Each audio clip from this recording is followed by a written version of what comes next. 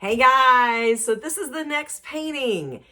This is a sunflower. This is a watercolor painting. The watercolor painting, the supplies that you're gonna need is you're gonna need a set of watercolors. Now, you can use any set you want. This is praying. This is what I actually used for this painting. Now remember, if you want this painting to last forever, then you're not gonna wanna use you're not going to want to use inexpensive watercolors. If you paint your painting and you go, oh my gosh, this is such a great painting and I want to frame it and put it on the wall, then you're going to need professional paints to do that. So, but just to let you know. But this is what I'm going to be using for this demonstration.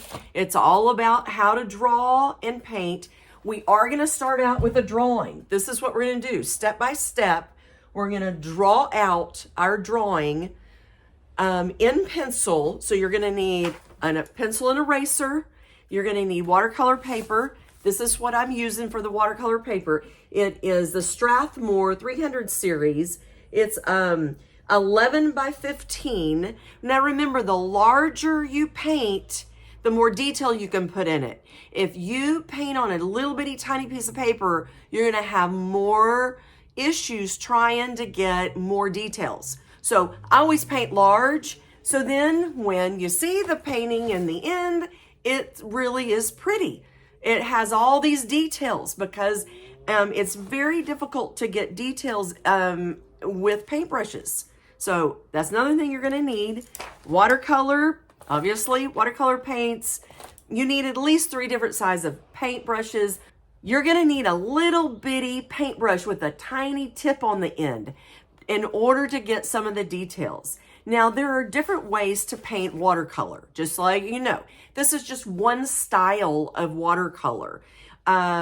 This style, I don't really know what it's called, but we're gonna be painting dry on dry for the actual flower, and then we're gonna do wet on wet for the background.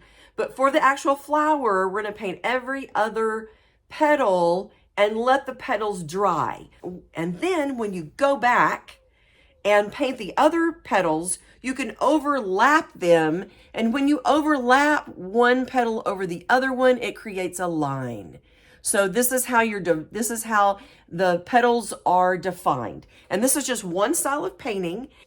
Below here is a downloadable document that you can download, print, and it has all of the materials that you need. It has the learning objectives, it has materials, it has all the other things that you need. You're going to need salt, you're going to need 2 water containers, make sure you have paper towels, things like that. Now, if you want to purchase any of the ones that I suggest, there are links for Amazon. If you don't know what to purchase, or if you don't have any paints and you want to grab something. So there are links for that. And yes, they are affiliate links. I just want you to understand that any links that I give you, they are affiliate links. And what happens is you don't pay more for your products if you're buying paints or brushes. You're not buying them for more. Amazon is just giving me a tiny bit of 50 cents or 25 cents because I'm promoting them. That's what it's all about. You don't pay more for any of the links that I give you. It just also gives me a tiny bit more income, so then I have the freedom to come and teach you more about art, how to paint watercolors and how to do oil pastels. And I also have classes on acrylic paint. We are going to be looking at photographs, and we are going to be studying what the flower looks like and what the colors look like, and then how to blend all the colors to create our sunflower. Now, this sunflower looks a little different from this sunflower, and this is another painting of a sunflower.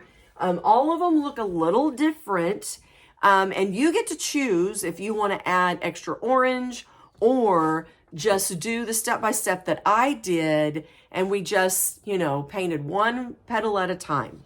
While we're painting this painting, I'm also going to talk to you about color theory, just a little bit, not a lot, but a little bit. We are going to be talking about complementary colors just a little bit.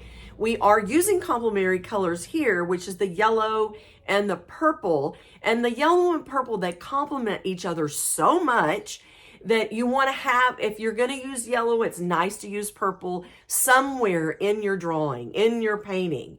And so also in mixing them together and everything is how we're going to get some of these darker colors in the center of our flower. This is our next painting. How fun. Woo! Come join me.